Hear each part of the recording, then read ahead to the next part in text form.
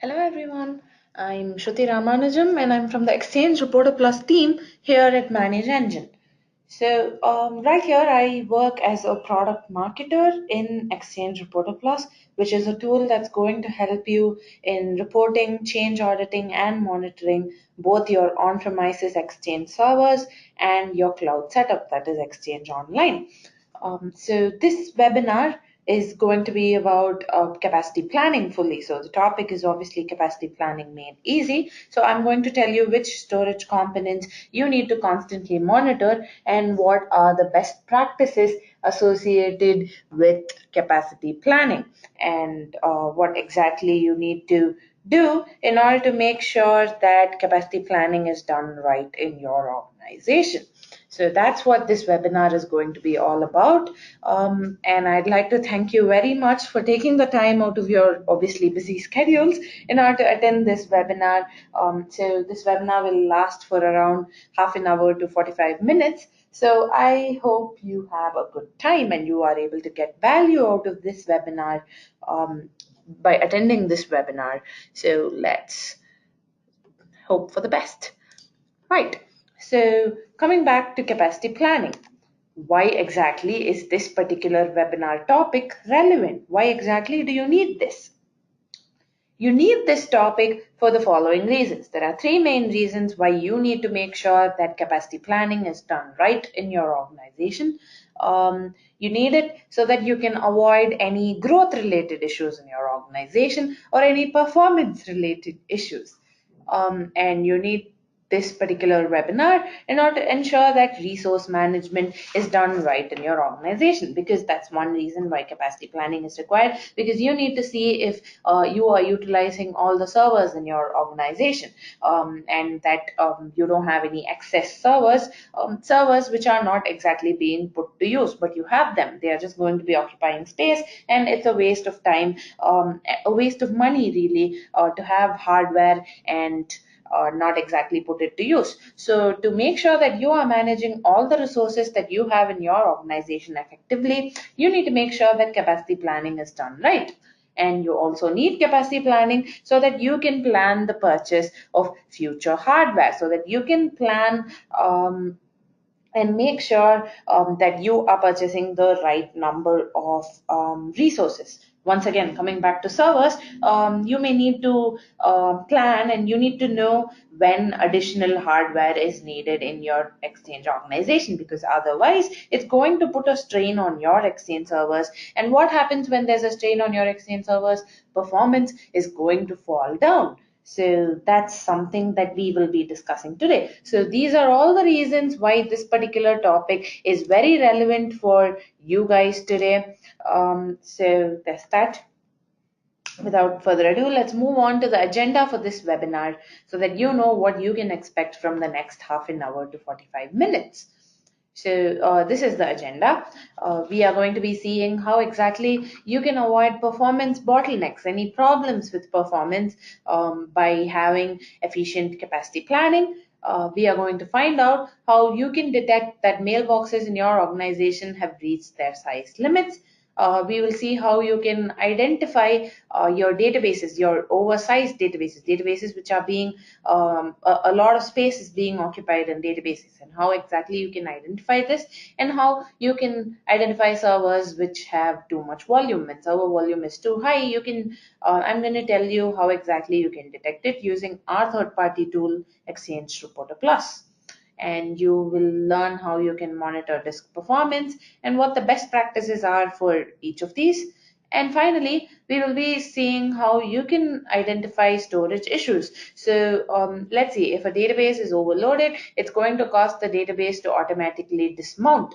And if a database dismounts, it is directly going to cause problems for your end users. And what happens when your end users run into problems? They quickly dial up the technical support team in your organization. So if you don't want your help desk to be flooded with calls because of a loss of service due to a dismounted database, you need to know immediately when a particular database in your organization has been dismounted. So that's something that we will be discussing today. So how exactly you can detect problems with storage, such as the dismounting of databases immediately. So Yeah, that's the agenda for today. It's just 5 small topics, and for each topic, I will be telling you why the topic is relevant and what the best practices are when it comes to monitoring that particular aspect of your exchange organization. So that's how the next half an hour is going to go. So this is the agenda. Let's move on to the very first topic for this particular webinar. The first topic is about how you can avoid performance bottlenecks, problems with performance by making sure you have efficient capacity planning. As always, why is capacity planning important? So before we discuss that, let's think about one main thing that all of us require in our organization. So one of the main things that we want, that we use in our organizations is emails. So you use emails in order to ensure communications in your organization. More than talking in person, emails are where most of the business dealings are carried out of. So indirectly, because you are using emails, that there could be emails are very critical to your business. So it's a business critical application for your organization. And if there is any problem with capacity, or if there's any problem with your storage components, the very first thing that's going to be affected is your emails, because you don't want downtime for your emails. You don't want emails to be not delivered. So that's definitely going to be a problem. Or you don't want your emails to be delayed in being delivered. So all of these factors are going to contribute to problems in your business operations. So you need to keep an eye on capacity planning. You need to ensure that capacity planning is done well in your organization, so that there are no service outages, so that there are no problems with relation to your users and their mailboxes. So that's one of the reasons why you need to make sure that capacity planning is done right in your organization. And you also need capacity planning in order to avoid performance related issues, to avoid growth related issues. So you don't want mailboxes to grow beyond a particular limit, which is why we impose mailbox quota limits. So you don't want to run into problems with abnormal growth in your mailboxes or your mailbox database or public folder databases, servers, and so on. So you need capacity planning for that. And it also ensures smooth functioning of your servers, which is another reason why capacity planning is very important in your organization. So that's a thing. So in the next few slides, I'm going to list out around 5 best practices that you can follow in relation to your capacity planning, and how exactly you can ensure that capacity planning is done right in your organization. Because as I mentioned, emails are a business critical resource these days. So you need to keep Exchange running properly, and you need to keep an eye on your capacity needs, so that performance issues do not happen. So the very first best practice that I'm going to mention is the performance monitor. So all of you must be familiar with the performance monitor tool, which helps you with both troubleshooting, and it also helps you in long-term trend analysis. So you need to use the performance monitor in order to check the performance of your storage component. So you can say check your disk performance using the performance monitor. So this is something that I will be discussing a few more minutes into the webinar. So this is the third or fourth topic for this particular webinar. So I will be showing you how you can use the performance monitor in order to monitor your disk performance. So trend analysis is why you will be using the performance monitor. And another thing about the performance monitor that most of the MVPs for Exchange have mentioned is that it is always best to run the performance monitor remotely, because it will have an impact on your Exchange servers, and you don't want any degradation of your server performance, because you are just monitoring your hardware. So you don't want to run into extra problems when you are just performing basic monitoring. So in order to avoid that, instead of running the performance monitor directly on your Exchange servers, you can run it remotely. And by running it remotely, it reduces the consumption on the servers that you are monitoring. You are not going to run into problems with relation to network bandwidth. So you need to run the performance monitor remotely. So that's the very first best practice when it comes to capacity planning in your organization. So do check that out. The next best practice that you can follow is with respect to storage design. So when it comes to storage design, as you can see, the very first point in this slide is that you shouldn't save storage files and transaction files in the same location. And why is that? Your transaction logs are going to get written to your database. And when they get written to the database, obviously they are going to take up some amount of disk space. And what happens when a lot of your disk space is taken up? A direct result is going to be poor performance because the logs are going to get filled up really fast. Which is why you need to make sure that your transaction logs aren't in the same location as your storage files. So a best practice would be putting the transaction logs on a mirror site so that there's faster performance in your organization.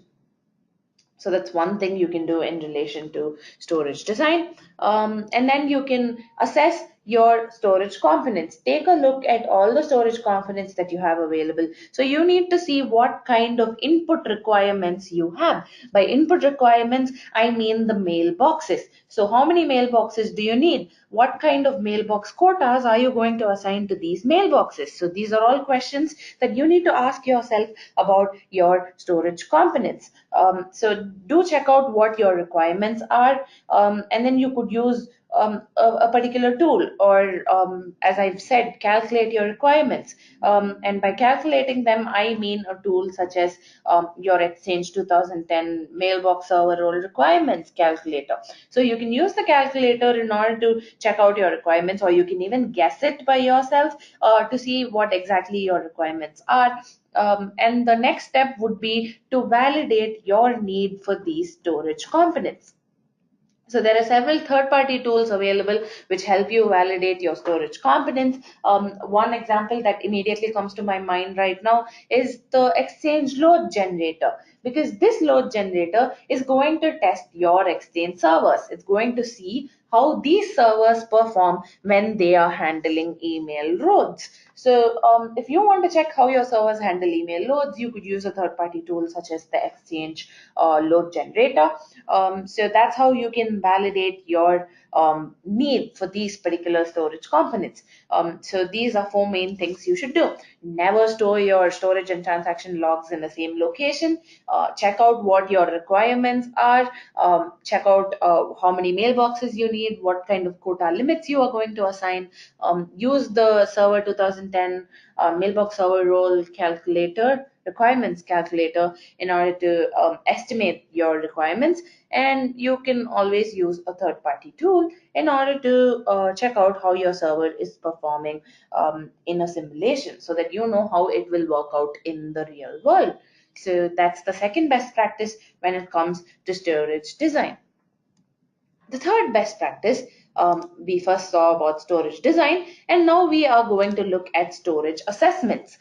So you need to have an assessment of whether you have enough space to store all your data. So this is just like surveying to see if you have enough storage components to store all your data, because you don't want to run short. You don't want to have a minimal number of storage components but require a large amount of space in order to store all your data, which is going to cause problems in your business. So make sure that you always have enough space to store all your data.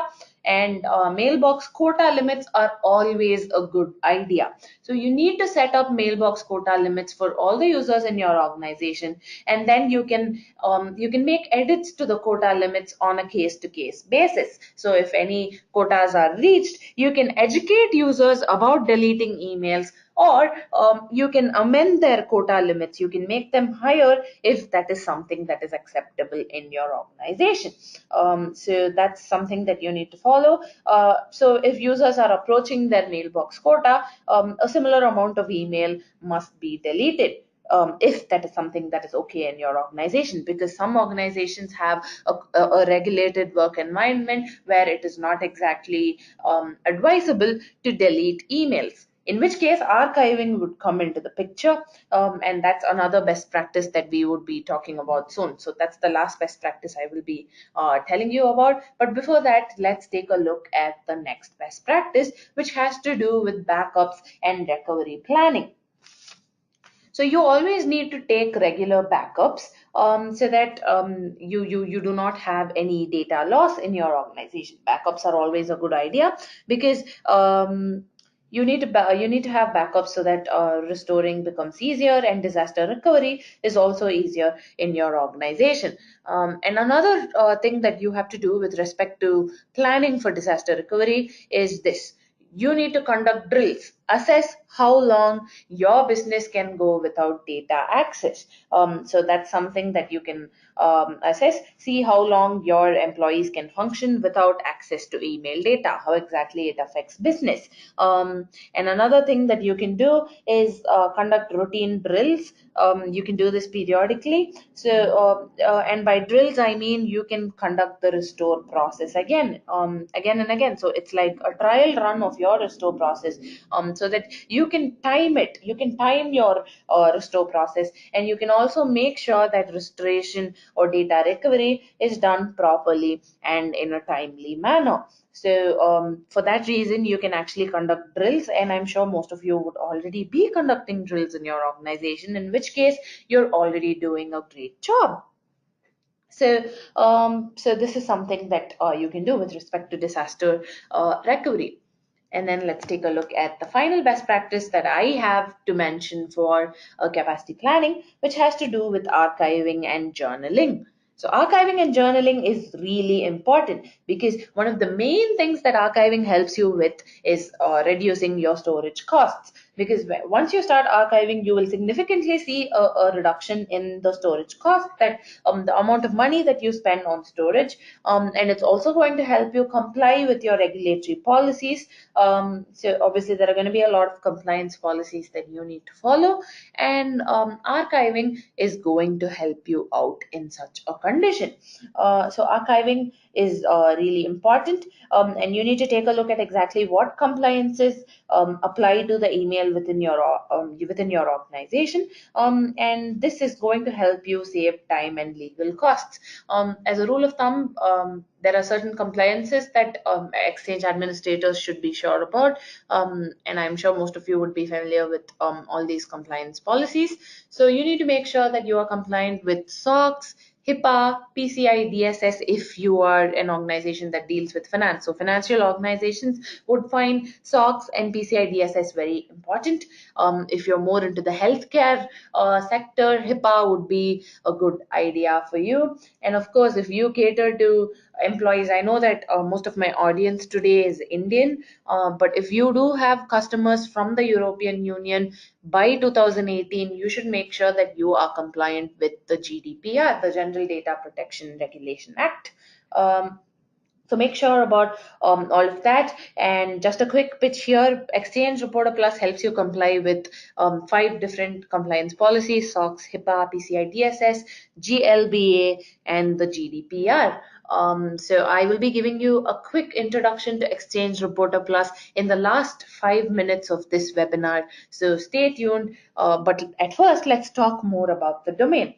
So the last best practice that I mentioned for capacity planning was archiving. So that was the first task for today.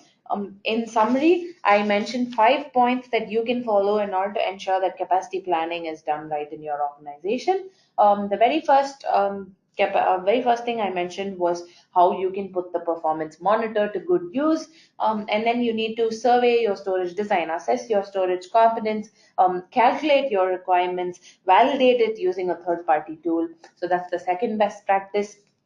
And then you should check out the sizing, database and storage sizing in your organization, because if there is too much load on your databases, they are going to dismount and they are going to cause problems for your end users. So that's another thing that I mentioned. And never store your storage and transaction files within the same location. Usually it's better to put up your transaction logs on a mirror site. So that's another thing that I mentioned. And then we discussed disaster recovery planning, how backups are going to help you out, and how you can conduct drills in order to make sure that your recovery time is fast and it doesn't cause any data loss. And finally, we discussed compliance and archiving as a best practice when it comes to capacity planning. So that was the very first task for today, and I hope it was useful for you guys. So let's move on to the second topic for the day, which has to do with mailbox quota limits. You need to find out when mailboxes reach their quota limits. And why? Why do you need this? Mailbox quotas are going to help you control the sizes of your mailboxes, right? Because recently, in recent years, people are using larger and larger mailboxes because email is heavily used in every organization. I would have sent around 10, 20 emails by the time I walked into my job this morning. So all of us depend on emails, and because of emails, as a direct result of using a lot of emails, mailboxes tend to grow larger and larger. Which is one reason why you need mailbox quota limits in your organization. And just a quick brush up on the three mailbox size limits that we have available, which are the issue warning at quota, the prohibit send quota, and prohibit send and receive quota. So each of these is going to give your end user a descriptive error message. So they will so if someone has reached their prohibit send quota, they will not be able to send any more messages from their mailbox, and that particular user will receive an error message that says so to them, right? So there are three quota limits available, and you always need to make sure that you assign mailbox storage quota limits to the mailboxes in your organization. And why exactly do you need to do this? So you would know most of this already, but let's quickly run through it. You need to assign mailbox quota limits so that your mailboxes do not grow beyond a particular limit, because you don't want mailboxes to just keep growing and growing and you just keep purchasing new storage components. So that's not really acceptable. Storage prices have fallen recently, but still, if you keep purchasing storage components more and more, that's definitely going to be a problem. And let's face it, none of our organizations are going to have appropriate budgeting for your storage components. So you need to keep a check on mailboxes. You need to stop them from growing beyond a certain limit. So they should not grow beyond your ability to provide them storage space, right? So that's something, one of the reasons why you need mailbox quota limits. And then having quota limits is going to help you with disaster recovery, and it's also going to help you in migrating mailboxes if you're planning on an Exchange server migration, because you have quota limits assigned over the mailboxes in your organization. And one common scenario that all of us have run into is this. A particular user leaves your organization, they shift jobs, or they leave the state, they move to a different state, they move to a different company. For whatever reason, a particular user has quit your organization. And when a user leaves your organization, they are going to continue to receive new emails even after their mailboxes have been removed from distribution groups, right? This is something that happens in our organizations. You just ignore it, or this is something that you do not notice, and that particular mailbox is still going to be active. And by active, I mean it's going to be receiving email messages even after that particular user has left the organization, even after that particular mailbox no longer has an owner anymore. So when this happens, just think of it. This is just a scenario. So as and when people leave, their mailboxes just sit around occupying space. They keep on receiving more and more messages. They keep on accumulating enough disk space, and once they accumulate enough disk space, it can cause performance issues in your organization. So in extreme cases, a single mailbox is going to take up a lot of space on your databases. And obviously I'm stressing on the extreme cases part, and this is something that you must be familiar with. So these are all problems, and to avoid all of this, you need to make sure that mailbox quota limits are assigned in your organization. You need to make sure that your users know that these are the mailbox quotas that they can send and receive messages under. So that's something that you need to follow. And to find mailbox size limits, I've added a nice screenshot here, and you must already be familiar with it, where you use EMC to check out the properties of each individual mailbox. And as you can see, you can either make sure that the default size limits are being used, default size limits which have been assigned to the database as a whole, or on a case-by-case basis, you could go and edit the default size limits of your users. So this was just my test environment where I edited this. So you can go and do this using the native tools, or another alternative is PowerShell. So obviously you could use the get mailbox statistics PowerShell commandlet in order to get information about the mailboxes in your organization. So this is for one particular mailbox, but when you want it for all the mailboxes, obviously you can use the get mailbox pipe symbol, get mailbox statistics PowerShell code in order to make sure that you can check out all the quota limits that the users in your organization have over their mailboxes. So let's quickly list out the best practices for mailbox size limits before we move on to the next topic for today. Um, so these are the best practices that we have available. The very first thing is that you can monitor mailbox growth. So you need to check out how exactly the average user in your organization is consuming mailbox space. You need to see how often he is clearing up his mailboxes. You should check out the sizes of the mailboxes in your organization so that you get a rough idea about your capacity requirements. You can't just assume that this is the particular capacity that is most suitable for my organization. You need to take a look. You need to analyze how exactly your users are using up space so that you have a clear picture about how you can go about purchasing storage components. Another best practice, this is something most of us usually follow. What you do is you set a particular quota limit for all the users in your organization, except for maybe the VIPs, the executives, the people, or the CEOs, the C-level people. So for all of them, we usually give a higher mailbox quota limit. And for the normal users, on a case-by-case basis, when they complain that their mailboxes are full, you can go and change their quota limits on a case-by-case basis. And this is especially helpful if yours is a regulated environment where you cannot delete emails. You can, of course, use a smart host archiving system in order to make sure that data is still retained and that storage is not an issue when it comes to this. So that's another thing that you can follow. And the final thing that you can do is you can analyze your available disk storage before allocating quotas, because you don't want to give a larger amount of mailbox size limits for a particular user or for a particular group of users. Because once you do that, and let's say your disk storage is not exactly available, like you need to take a look at your disk storage before you go about giving out mailbox size limits to the users in your organization, because without having enough space you can't just go around handing out the mailbox size limits. So you need to keep an eye. So monitoring is really key here when it comes to capacity planning.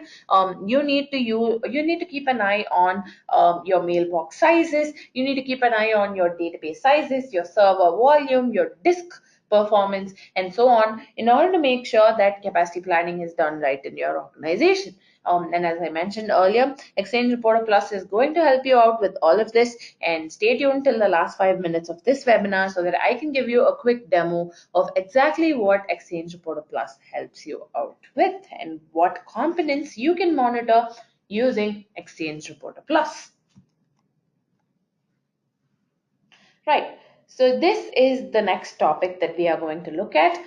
We are going to see how you can identify your oversized databases. By oversized databases, I mean databases that have a lot of used up space, and how you can identify the servers with high server volume. So these are all things that we are going to discuss now. And as always, why exactly do you need to monitor this particular aspect? Why exactly do you need to monitor your database and server size? So one of the main reasons is this. you need to see if your trends are in line with your storage capacity. So just a few seconds back, I mentioned that you can't go about handing out mailbox size limits when you don't have enough space. So you need to monitor database size and server volume in order to make sure that the current trend in your organization is moving towards the storage capacity that you have. So if your users are using up a lot of your database size, a lot of server volume is being consumed, and you have very little available space, this is something that you need to check. You need to make a quick purchasing decision after this. So this is one of the reasons why you need to continuously monitor your database sizes and your server volume. So that's one reason. And another reason is this: you don't want any service outages in your organization. So if a database is suddenly dismounted, which is another topic that we will be discussing soon, so if your databases have suddenly dismounted, you need to make sure that there aren't any service outages. So that in order to check out that, you need to constantly monitor your databases. You need to monitor your servers in order to ensure that they are all being used in your organization. For an example, let's say that you have some two servers, but only one is being used up in your organization, whereas the other one is not being used. So what can you do? You can find an alternative use for this particular server that is not being utilized. So this is one of the main reasons why you need to monitor the servers in your organization. So just make sure that monitoring is done properly. And of course, you can also monitor the server traffic, so that if one particular server is handling more load than all the other servers, you can perform some server load balancing in your organization. So this is one of the reasons why you should monitor the servers in your organization. When you want to monitor mailbox databases, you can use a PowerShell commandlet. Get mailbox database is one PowerShell commandlet that we all use in order to monitor the mailbox databases in your organization. And for servers, you can use the Windows Management Instrumentation Tester. As you can see, it shows you the capacity right here, but obviously you would have to do this case by case for each individual server, and that is not exactly something that is everyone's cup of tea. So in order to avoid that, because there are certain obvious problems with your native tools. So as I mentioned, when you use a PowerShell script, you can use a PowerShell script in order to get a report, but you are going to be submitting these to your auditors. And when you're submitting reports to auditors, they need to have clear-cut information in their particular reports. The reports need to have proper graphical information, because if you are handing over a report, if it has a nice graph, it will be easier for an auditor who is not exactly tech savvy. So that's one problem that you have with the native tools. You can't exactly generate reports which are easy for your auditors. And it's kind of cumbersome. Like in the case of server volume, you will have to go test it on a case-by-case basis. And for mailbox databases, it's PowerShell scripts, and a small error can make you waste a lot of time on this, which is why you can use a third-party tool which helps you monitor your database sizes and server volumes, and also get a nice report with the proper graphical information out of it. So in the end, I will show you how Exchange Reporter Plus is one option that you can consider if you are interested in monitoring the storage components in your organization. So that's something that we will be discussing soon. Um, Before that, let's quickly discuss the best practices that you can follow when it comes to the storage components in your organization. So one thing that every Exchange forum would tell you is this: the maximum recommended size for your Exchange databases is 2 TB. So do not let your databases grow beyond that. So that's something that they all mention. But if you take a closer look at all the forums where all the Exchange admins hang out, they would tell you another thing. Instead of having a huge database which reaches sizes like 2 TB, you can have smaller databases. They say that having smaller databases gives you better performance, because when you use a larger database, a number of problems have been reported, such as emails being delayed, connection timeouts happening, problems with active sync, and so on. So instead of having a 1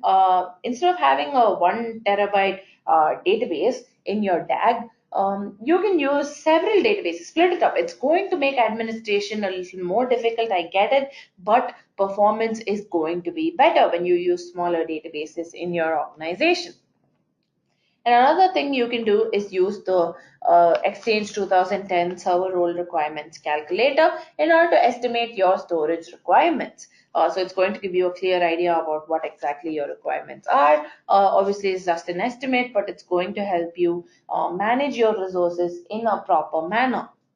And finally, as I mentioned earlier, you can use a third-party tool in order to keep an eye on your database and server volume so that you can take a look at the current trend in your organization when it comes to the storage components so that it helps you plan future capacity. Capacity planning becomes easier if you keep an eye on the current database and server volumes. So that's another main reason and the best practice that you can follow when it comes to database and server volumes in your organization. Right, so let's move on to the next topic for today, which has to do with two words that every Exchange admin has thought about some point in their life: disk performance. Monitoring your disk performance is a little difficult. We all have to agree on that. But you do need to monitor your disk performance because if your disks aren't designed properly, it's directly going to impact your Exchange server performance. So that is something that a direct impact is going to be there, and you want to avoid it because you do not want to cause any problems for your end users. So that's something that you need to make sure of. And then if your Outlook clients undergo any service outages, this is obviously because the disks aren't performing well. It's going to be a problem for your end users if they undergo any service outages.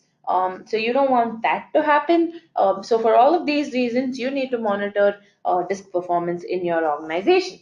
But there is no particular solution that you can use in order to monitor your disk performance. You have to do some work, such as using the performance monitor. So this is something that I told you that I will be getting back to. So you can use the performance monitor in order to monitor your disk performance. There are a number of counters available that you can monitor using the performance monitor, but there are four main counters that every MVP recommends in order to make sure that disk performance is well and good in your organization.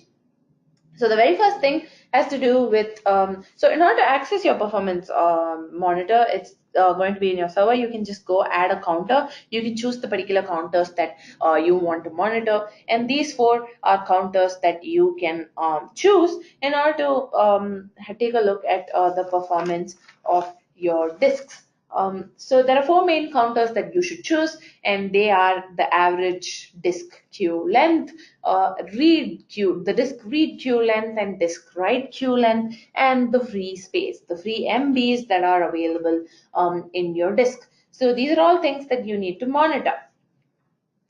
So if you take a look at these, obviously this is not something that's suited for every organization. So this is something that's just given out as advice here, because it depends on your kind of organization and what kind of disk you are monitoring. Because if your disk is read only, obviously this particular counter is not going to have any results because it's read only, and there is not going to be any write queue length for this particular disk because it is read only. If you're going to be monitoring your DVD-ROM database, you don't need to measure the free space because it's DVD-ROM.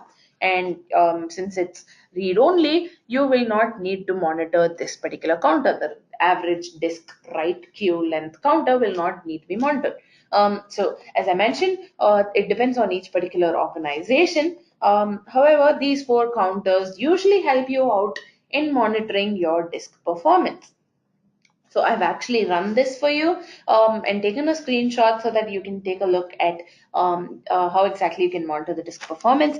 As you can see, some of the counters that I've chosen here are the disk read time, the disk write time, the free space, and so on. So you can select the average disk read time, the average disk write time, and all of those, and monitor performance using this very useful graph that is present right here. So this graph is going to help you out in monitoring the disk performance in your organization. So put the performance monitor to good use in order to monitor disk performance. The next task for today has to do with detecting storage issues. So how do you monitor your storage components, and how do you make sure that you can detect your storage issues before end users start reporting problems? So that's something that we are going to be discussing now. And the main reason here is database dismount. Because if any database is suddenly dismounted in your organization, it's going to deny access to mailboxes for all the users who use that particular database. Your databases are, of course, the storehouse of all your information, and if any database gets dismounted, your end users will not be able to access their own mailboxes, and they are going to call up your help desk. Your help desk is definitely going to be flooded with calls if a database is suddenly dismounted in your organization. That's one of the main reasons why you need to monitor databases and monitor the dismounting of databases to avoid problems for your support team, right? And how exactly can you identify dismounted databases? You should use the event viewer. The event viewer is going to generate logs if any database has been stopped or if any database has been dismounted. So all you have to do is open your event viewer, click on filter current log, and the event IDs that we are looking for is 9523 and 9539. So search for logs that have these particular event IDs. As you can see, there are two logs that have been generated. So if any database has been dismounted in your organization, you can quickly detect it by checking about it on the event viewer. So this is something that you can do easily, right? So just check the logs in order to detect the dismounting of databases. But let's face it, looking through the logs, digging through the logs in order to identify that a database has been dismounted is going to cause problems for you, because this is something that's directly going to affect your end users. If a database has been dismounted, it's directly going to affect your end users, and you don't want them to start calling up your support, because you don't want to create problems for your end users. So if you do not have enough space to store all the data in your organization, the logical number unit, the database logical number unit is going to run out of space. So the connected databases will dismount. So you need to quickly know about this so that you can make quick purchasing decisions about storage components, and you need to fix it before your end users start to notice, which is why, coming to the final part of today's webinar, I am going to introduce you to Exchange Reporter Plus. Why? Because Exchange Reporter Plus helps you identify the dismounting of databases in an easy manner in your organization. So not only do we have a report that helps you identify that databases have been dismounted in your organization, we also give you real-time alerts when it comes to the databases in your organization. So far, let me just have a quick recap about what exactly we saw before I give you an introduction to our tool, Exchange Reporter Plus. So we saw the best practices when it comes to capacity planning. We discussed why exactly mailbox storage quotas are a good idea in any organization, especially if you have shared mailboxes for a team that just keeps storing all the emails in it forever, or there could be someone who uses mailboxes just for email alerts from an application. So mails are just going to accumulate, and these are all reasons why you need to assign storage quotas in your organization. So that's something we discussed. We discussed the need for monitoring database sizes and server volume. We discussed the need for monitoring disk performance, and finally I told you how you need to keep an eye on databases being dismounted in your organization so that end users do not run into any problems. So these are all things that we discussed in today's webinar, and I hope you were able to get value from those particular topics. So now I'm going to give you a brief introduction, a very small introduction. This will last only about 5 or 10 minutes to Exchange Reporter Plus. So Exchange Reporter Plus is a solution from us at Manage Engine, and it is for both your on-prem Exchange servers and for Exchange Online. And what does it help you do? It has about 300 unique reports. You can report on every aspect of both Exchange servers and Exchange Online. And it also helps you in monitoring all the storage confidence, monitoring all the protocols in your organization. It helps you in auditing any changes that take place in your organization, such as storage quota changes, or if a mailbox is suddenly dismounted, you can find out using Exchange Reporter Plus and so on. It also has real-time alerting, which means that you are going to get real-time notifications every time something of interest happens in your organization. So I'm going to switch to the product screen so that I can give you a quick demo about the product. So this is Exchange Reporter Plus. Let me quickly log in. This has been open for a while, so yeah. Let me quickly log in, and this is the product that we have. As you can see, it has four main tabs: reporting, auditing, monitoring, and Exchange Online. So I have a special webinar that's going to happen for Exchange Online very soon. So it's called Security in the Time of Exchange Online, the 5 crucial aspects that you need visibility into. So if you were wondering about this particular Exchange Online tab, you can attend our webinar on the 9th of November, which is at the same time as today's webinar. So I'll just quickly give you this link through chat so that you can register, and we can move on with our demo for Exchange Reporter Plus.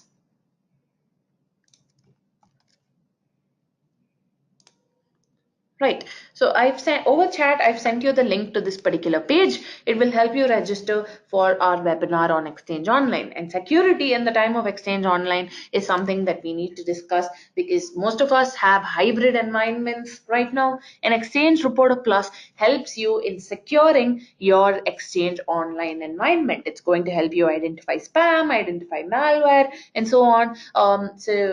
This is something that needs to be discussed, and our product experts will be discussing with you about security in Exchange Online in a month later once you register for this webinar.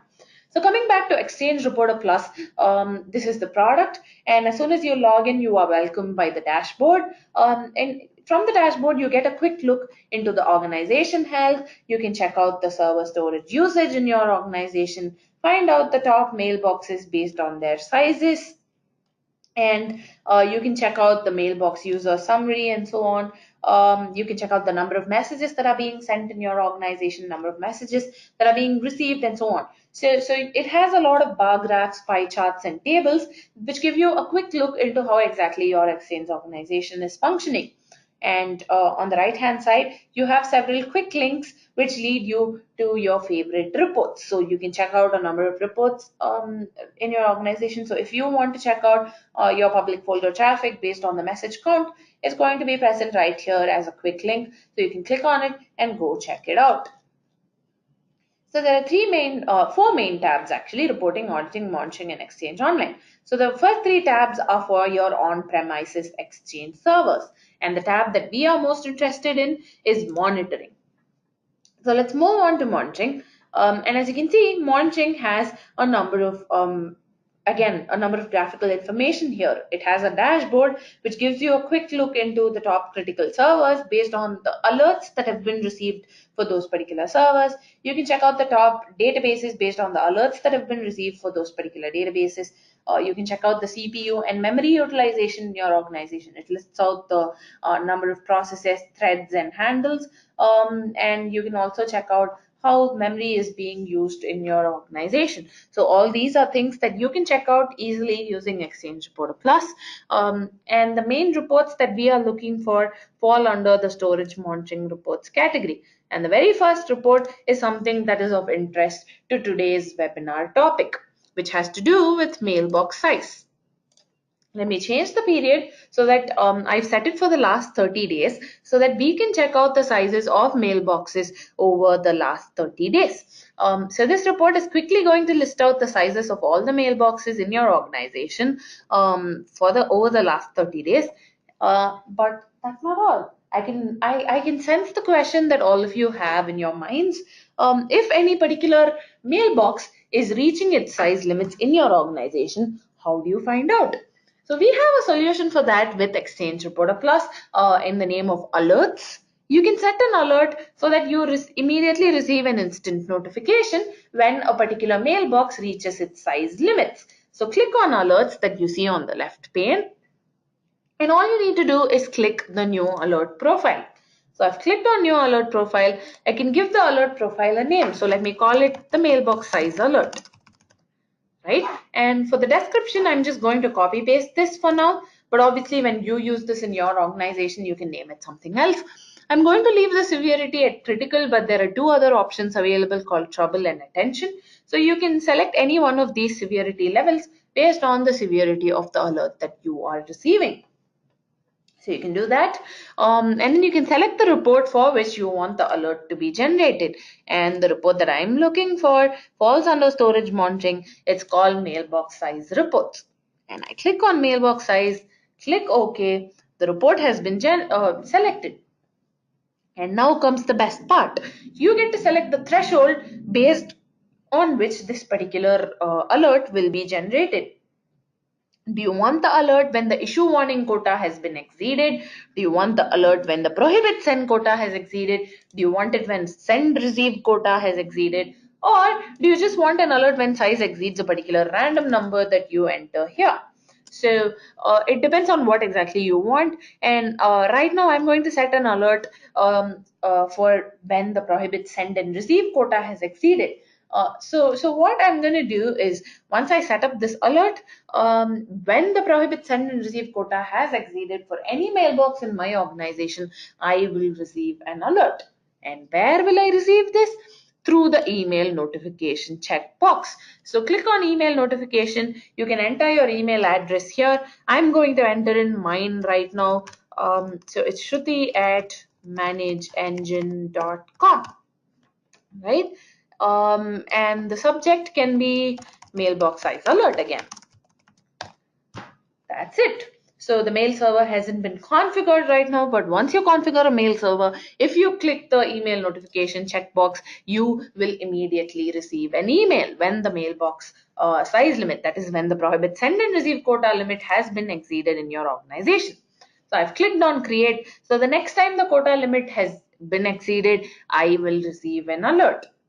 And if I had checked the email notification checkbox, I would also receive a quick email that tells me, hey, so these particular mailboxes have exceeded their size limits. What exactly are you going to do about it? So doesn't it make your life much simpler if you can just get an alert that gives you all these details? So that's one thing that you can follow. So in addition to mailbox size, we also have a number of reports available, such as the mailbox database size, the public folder database size, server volume, drive volume, and so on. So you can check out any of these reports in order to keep an eye on the database sizes. Just change the period and you can take a quick look at the database sizes in your organization. And one thing that I mentioned was about database dismounting in your organization. So if any database is dismounted in your organization, you need to immediately know. And Exchange Reporter Plus helps you out with this particular report called Exchange Databases Dismounted. And this particular report is going to list out the name of the database, the type of the database, whether it's a private or public store, the action performed, which is obviously going to be dismounted, the server name, and the time.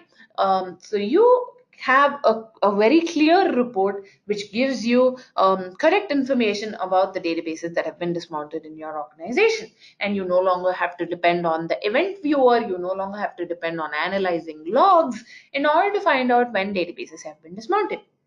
However, when databases are dismounted, it's going to cause a problem for your end users because they will be denied service. So you need an alert for when databases are dismounted in an organization. So once again, I'm going to click on alerts. I'm going to click on new alert profile and I can easily set up an alert about databases dismounting. So let's call it DB dismounted. It's critical because end users are going to run into problems and you don't exactly want your end users to have problems. Click on the plus button in order to choose a particular report. I'm going to call search for Exchange databases changes, Exchange databases dismounted. Click OK and you can enter in the message, the alert message that you want the alert to have, and you can use macros in order to help you out. So I wanted to tell me the name of the database, the type of the database, and what happened to the database and at what time. So let's say the database and followed by store name. So this will enter in the name of the database. of type, store type, was dismounted at a particular time. What time was it? Put in the time generated. So that's all. So once this alert is being sent to me, it's going to tell me the name of the database, it will tell me the type of the database and the time at which the database was dismounted. I can also have it tell me the name of the server if I required it to do so. And if you click the email notification checkbox, you will receive an email notification. Let me quickly click create. So now that this alert has been created, the next time a database is dismounted in my organization, I will quickly receive an alert so that I can go back, troubleshoot, and make sure that I fix problems before end users notice the problems. So these are all things that Exchange Reporter Plus can do.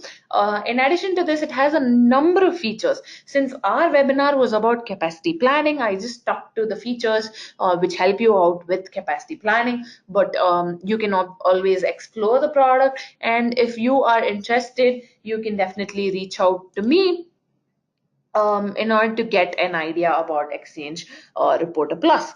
So my email address is shruti@manageengine.com. So feel free to write me an email if you have any questions regarding Exchange Reporter Plus.